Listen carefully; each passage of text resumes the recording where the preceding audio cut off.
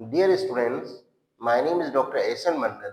I'll help you in biology as per as board examination, including various competitive examination of medicals as per as including NEET. Dear student, we were looking the chapter of diversity in the living organisms, and second chapter was running first biological classification. Many things, many points, VVIP and other things already I have seen. Just now, this is the last point of the kingdom Monera. Monera archaeobacteria. In archaeobacteria, I have seen many different points and comparative examinations of the archaeobacteria. Now we are looking eubacteria. Eubacteria means true bacteria. In the very beginning, already we have discussed. Dear students, I mean to state that this is the symbiotic bacteria. दो बच गया था इसमें, symbiotic bacteria और mycoplasma. And this is the last point of symbiotic bacteria. Symbiotic bacteria में हम लोगों को थोड़ा सा जानना क्या है. Symbiotic bacteria forms symbiotic relationship to other organisms. इस symbiotic में क्या है, एक बैक्टीरिया अपने ऑर्गेनिज्म से रिलेशनशिप बना के रखता है. That is called symbiotic. And symbiotic bacteria form symbiotic relations with other organisms, and these bacteria convert atmospheric nitrogen. क्या बच्चों?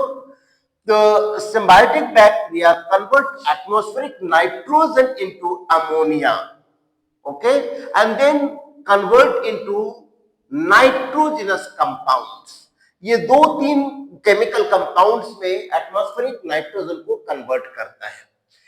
For example amino acids, nitrate and salt of ammonia. ठीक है बच्चों. तो once upon a time, just now we go to repeat it again. These bacteria means symbiotic bacteria convert atmospheric nitrogen, याद रखना बच्चों, convert atmospheric nitrogen into ammonia and then convert into nitrogenous compounds, for example amino acids, nitrate and salts of ammonia. Ammonia को NH3 बोलते हैं बच्चों. Ammonia को ammonia को NH3 बोलते हैं, याद रखना.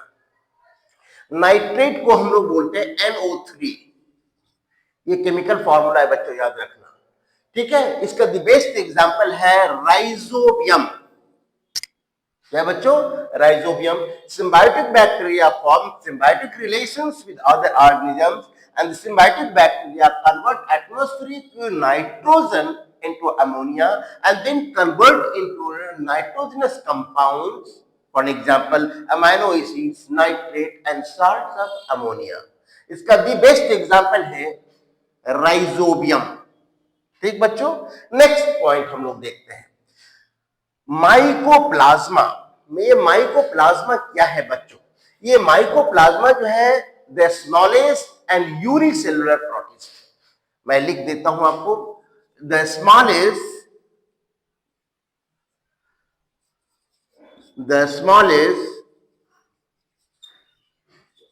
एंड unicellular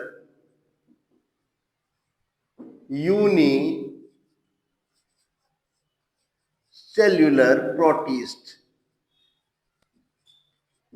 ठीक है बच्चों. तो हम लोग आते हैं माइकोप्लाज्मा और unicellular and smallest prokaryotic organism. Very clear. Mycoplasma is unicellular single cell organisms.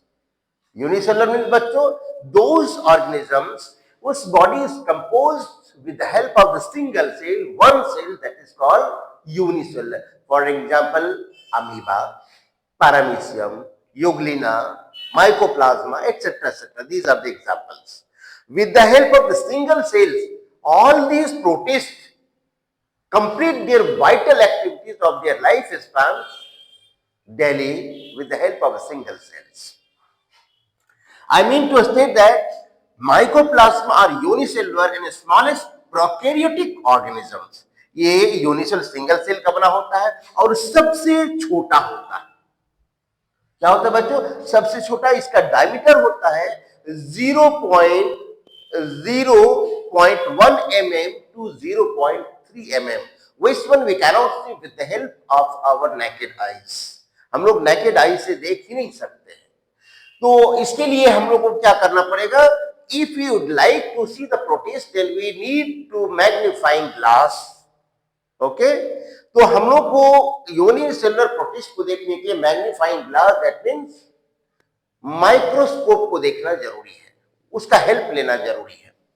Mycoplasma are unicellular and smallest prokaryotic organisms, the diameter is various forms, इसका डायमीटर भी वेरियस फॉर्म्स होता है, जैसे आपको हमने बताया था very beginning 0.mm to 0.3 mm. Okay, you cannot see with the help of our naked eyes, हम लोग अपने आंख से देख ही नहीं सकते हैं। If you would like to try to see the unicellular protist with the help of our eyes doesn't give the permit to see visually, then we need to see these unicellular protists with the help of the microscope. ठीक है बच्चों, अब next, cell membrane is made up of lipoprotein, और इसका cell membrane जो है ये organisms है, एनिमल्स में आता है। तो ये इसका सेल मेम्ब्रेन जो है लाइपोप्रोटीन से मिलकर बना होता है, ठीक है, लाइपोप्रोटीन। और बोथ डीएनए, और इसमें दो डीएनए आता है, सिंगल डीएनए और डबल डीएनए, ठीक है। सिंगल डीएनए को एसडीएनए बोलते हैं, डबल डीएनए को डीडीएनए बोलते हैं। Don't go to be confuse. The cell membrane is made up of lipoprotein and both DNA as double-stranded DNA, especially circular DNA, जो राउंड कलर का डीएनए होता है, सर्कुलर डीएनए, ठीक है। लेकिन दोनों में पाया जाता है सिंगल, मैं लिख देता हूं यहां S DNA, S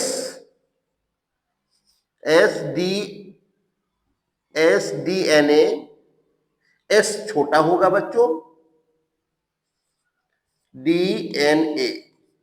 single DNA, क्या बच्चों, सिंगल डीएनए, इसी में होगा small D, capital D N A. Double DNA, don't go to be, small D होगा तो समझ लेना डबल, और स्मॉल एस होगा तो वो समझ लेना सिंगल डीएनए। तो double stranded mainly in circular DNA and RNA. और अब यहां देखो आरएनए में क्या है, एसएसआरएनए, इसको बोलते सिंगल स्ट्रैंडेड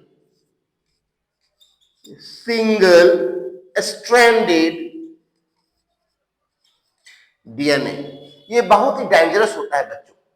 आपको हमने बताया था टीएमवी में टोबैको मोज़ेक वायरस जो है उसमें सिंगल आरएनए होता है, जो कि बहुत से रीजन में उसका क्योर पूरे वर्ल्ड में नहीं है।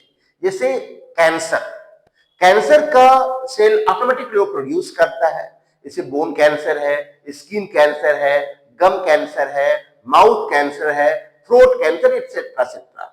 ओके, तो स्पेशली सिंगल आरएनए से होता है, ठीक है बच्चों।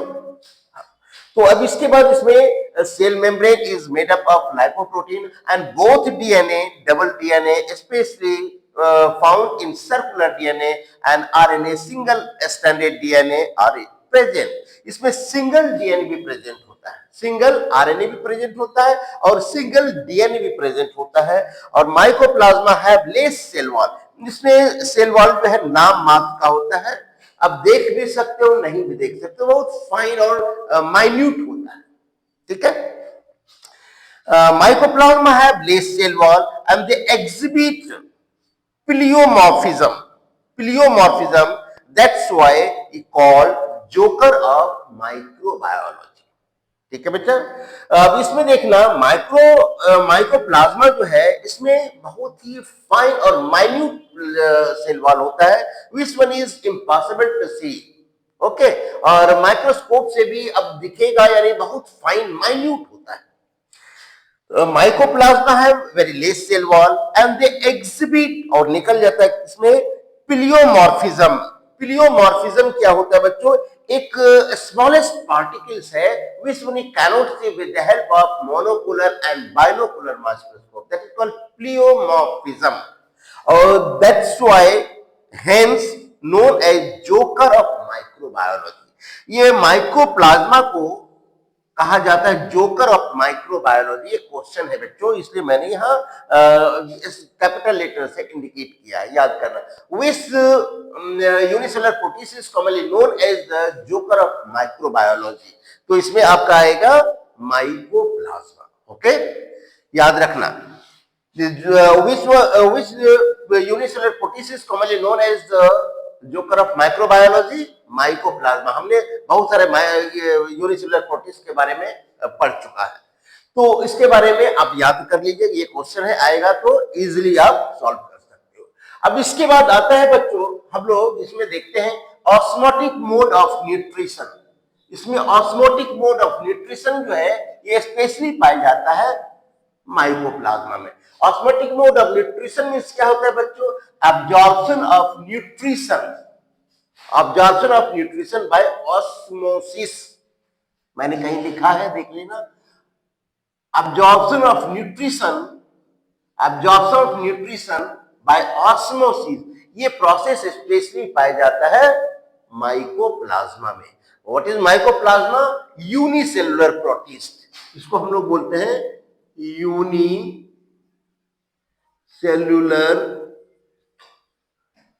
प्रोटिस्ट,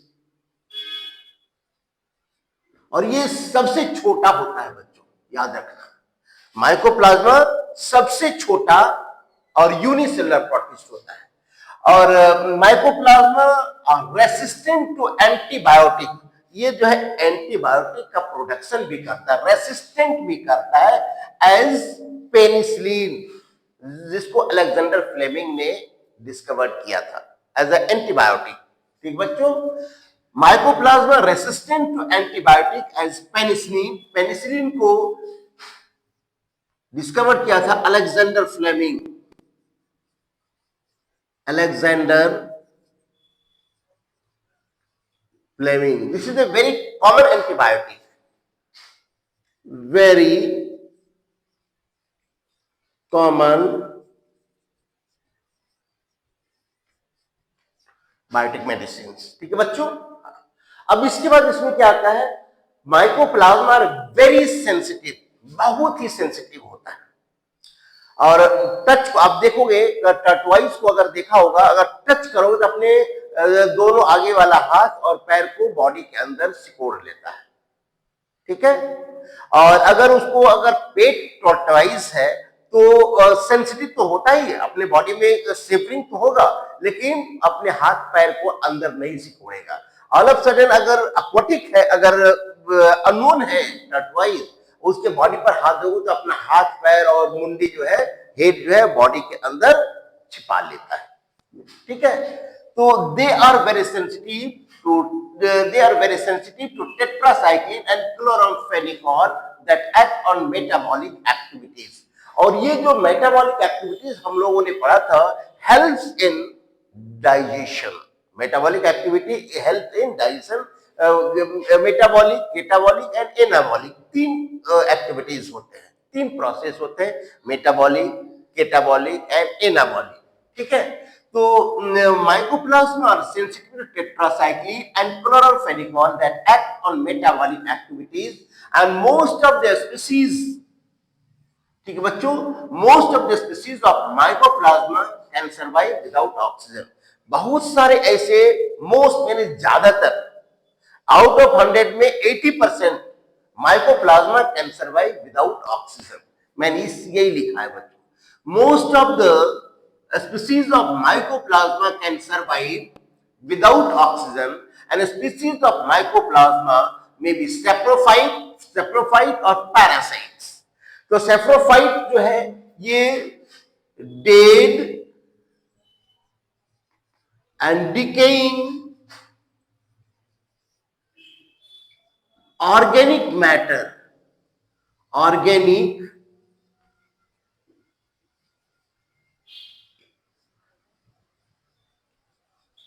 मैटर से अपना फूड एब्जॉर्ब करता है। ठीक है, डेड या डिकेइंग ऑर्गेनिक मैटर से ये अपना फूड अब्जॉर्ब करता है, तो इसको बोलते हैं saprophytic.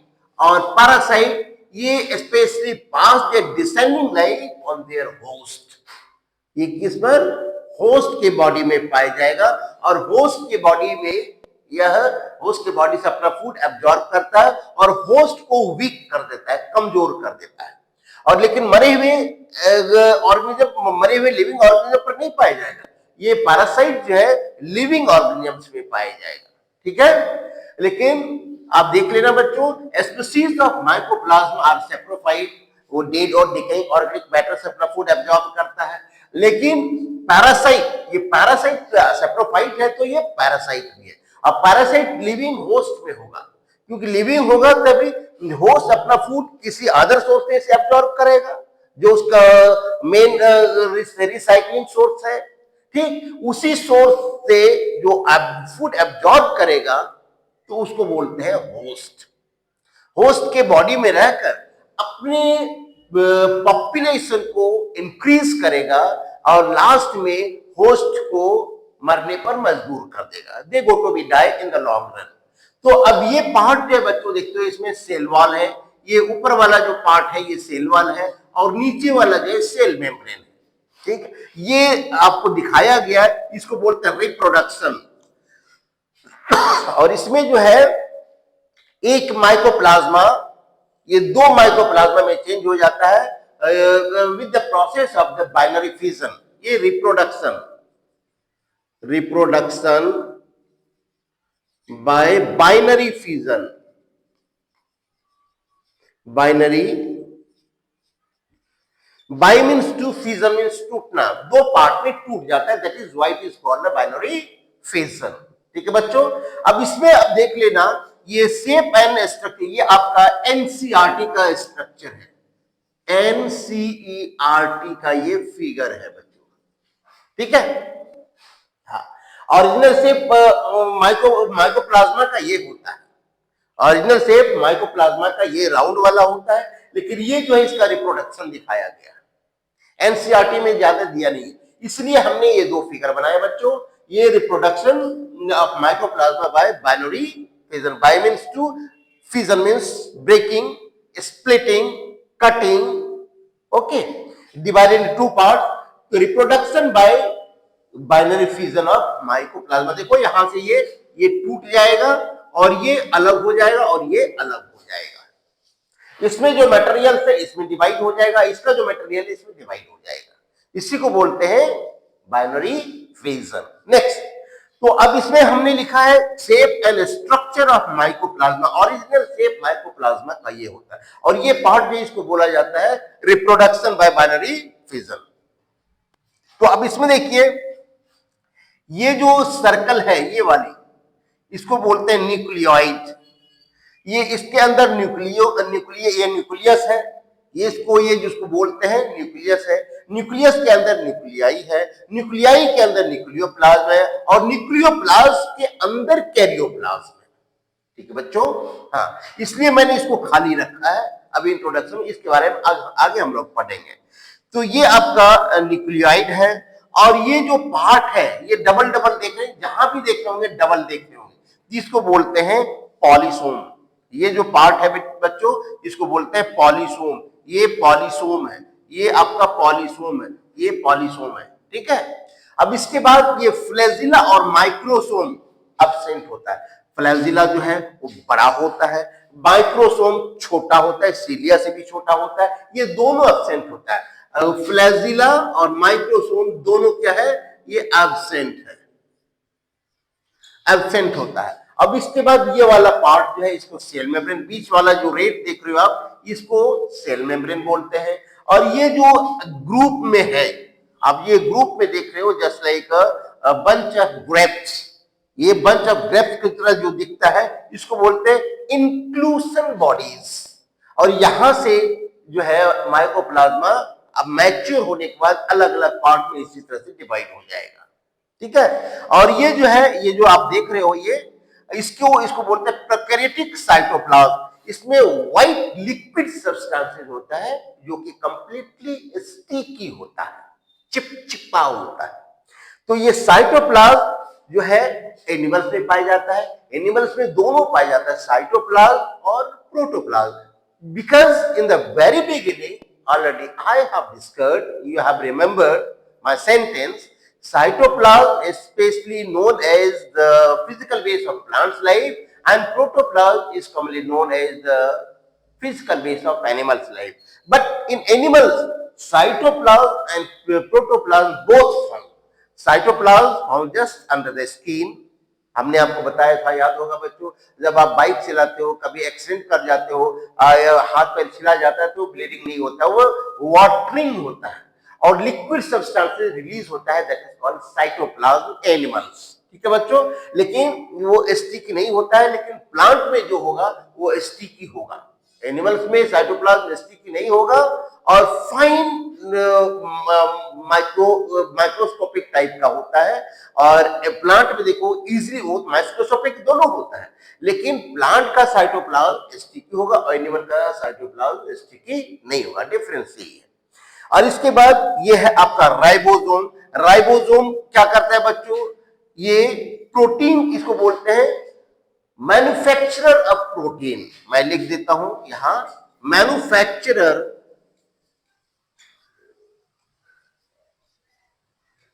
Protein, manufacturer of protein. और उसके बाद इसमें सेल वॉल भी एब्सेंट होता है बच्चों। ठीक है, आप देख लो सेल वॉल भी एब्सेंट, ये एनिमल्स में आता है, इसमें सेल मेम्ब्रेन होता है, और जो एनिमल्स है उसमें सेल मेम्ब्रेन होगा, जो प्लांट होगा उसमें सेल वॉल होगा। ठीक है बच्चों, अब इसमें कोई कंफ्यूजन, जितने मैंने डिस्कस करी है इसमें बहुत सारे वाइटल पॉइंट्स देखो बच्चों क्या है, ये मैं एक बार और दोबारा दिखा देता हूं। ये सिम्बायोटिक बैक्टीरिया जो है ऑटोमेटिकली वो symbiotic relations with other organisms, अपने ऑर्गेनिज्म से वह रिलेशन बना के रखता है, और symbiotic bacteria convert atmospheric nitrogen into ammonia, and ammonia convert into nitrogenous compounds, for example amino acid, nitrate and salt of ammonia। NH3 ammonia का formula है, केमिकल फॉर्मूला है बच्चों। और इसका द बेस्ट एग्जांपल है राइजोबियम। अब इसके बाद बच्चों क्या है, माइकोप्लाज्मा। माइकोप्लाज्मा हमने लिखा, याद रखना बच्चों, स्मॉलेस्ट एंड यूनिसेलुलर प्रोटिस्ट। ये सेप्रोफाइटिक भी होता है और पैरासाइटिक भी होता है। ठीक है, दोनों रीजन में प्लांट्स के, एनिमल्स के लिए हार्मफुल है। Next, the mycoplasma are unicellular and smallest prokaryotic unicellular organisms, and the diameter go to be vary 0.1 to 0.3 mm diameter होता है इसका। और इसका cell membrane is made up of lipoprotein, और ये जो है लाइपोप्रोटीन इसका सेल वॉल होता है, सेल मेम्ब्रेन होता है इसका। सेल मेम्ब्रेन जो है इसमें सेल वॉल होता ही नहीं, क्योंकि ये एनिमल्स है। सेल वॉल होगा स्पेशली प्लांट में और सेल मेम्ब्रेन होगा स्पेशली एनिमल्स में, याद रखना।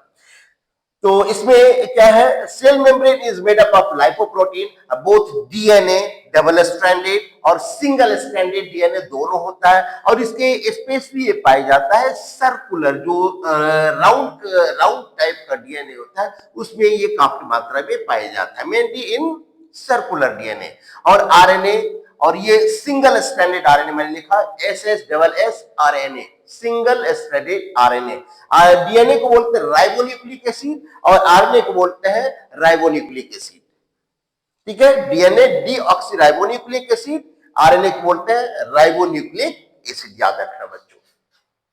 अब इसके बाद क्या है, mycoplasma have very less cell wall, होता ही नहीं है, अगर होता भी है तो very fine and minute, we cannot say with the help of our naked eye, with the help of our naked eye is very impossible, but if you like to see the electron microscope or projectile microscope, a minute figure go to be seen, ये हल्का सा दिखाई पड़ेगा, that's why it exhibit into the pleomorphism, और ये किसमें change हो जाता है, प्लियोमॉर्फिज्म में इसे दिखाई ही नहीं पड़ता है, इसलिए इसको बोलते हैं pleomorphism. That's why mycoplasma is commonly term as joker of microbiology, याद रखना बच्चों। अब इसके बाद है osmotic mode of nutrition specially found in mycoplasma. Osmotic mode of nutrition means क्या है बच्चों? Absorption of nutrition by osmosis, ठीक है। और माइकोप्लाज्मा रेसिस्टेंट टू एंटीबायोटिक, और ये एंटीबायोटिक को भी प्रिपेयर करता है। ये फॉर एग्जांपल आपका पेनिसिलिन, जिसको अलेक्जेंडर फ्लेमिंग ने इसको डिस्कवर किया था बहुत पहले। मैंने कहीं लिखा, देखो यहाँ अलेक्जेंडर फ्लेमिंग ने लिखा, मैं लिख दिया हूं, अलेक्जेंडर फ्लेमिंग ने इसको डिस्कवर किया था बहुत पहले ही, ठीक है। अब इसके बाद mycoplasma are very sensitive and tetracycline chloramphenicol that on metabolic activities, act as metabolic activities। ये डाइजेशन में इसको हेल्प करता है। मेटाबॉलिक एक्टिविटीज क्या करता है बच्चों? ये डाइजेशन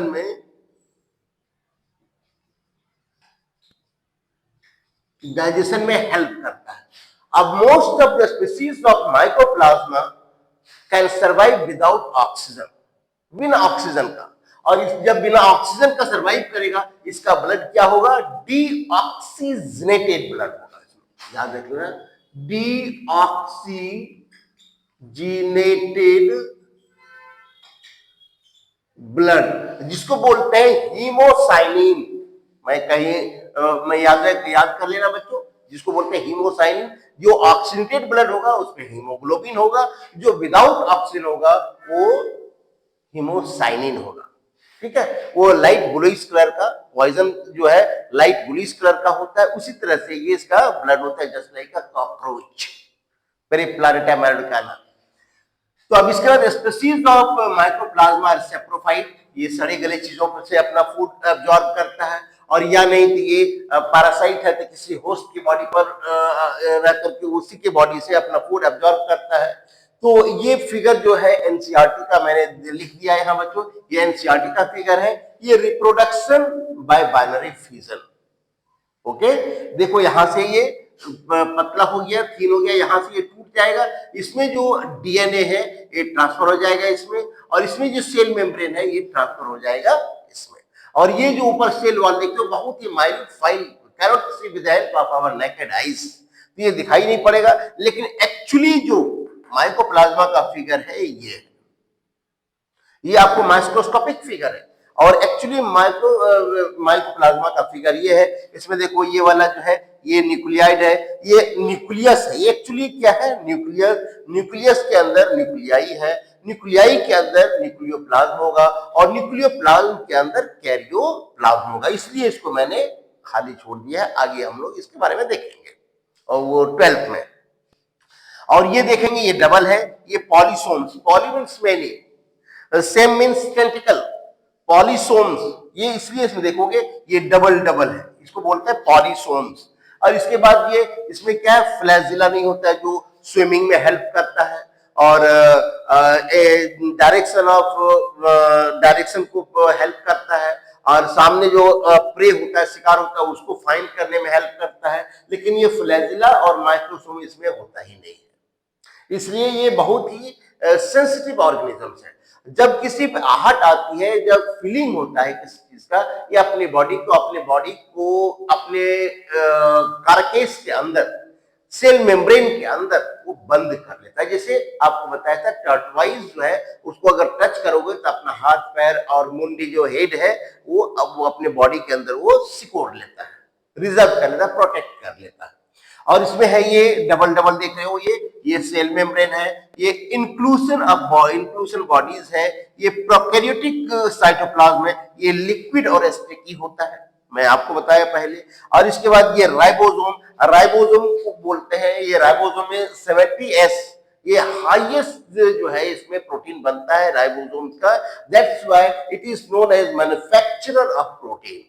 मैंने लिखा है मैन्युफैक्चरर ऑफ प्रोटीन, और इसमें सेल वॉल तो एब्सेंट ही होता है। आप ये don't go to be confuse, यहां पर जो है मैंने लिखा सेल वॉल, ये सेल वॉल माइन्यूट है बच्चों, इनविजिबल है, लेकिन मैंने यहां क्या लिखा, क्लियर कर दिया, सेल वॉल इज एब्सेंट। फिर इसके बाद बच्चों हम लोग नेक्स्ट लेक्चर में देखेंगे किंगडम प्रोटिस्टा, ठीक है बच्चों।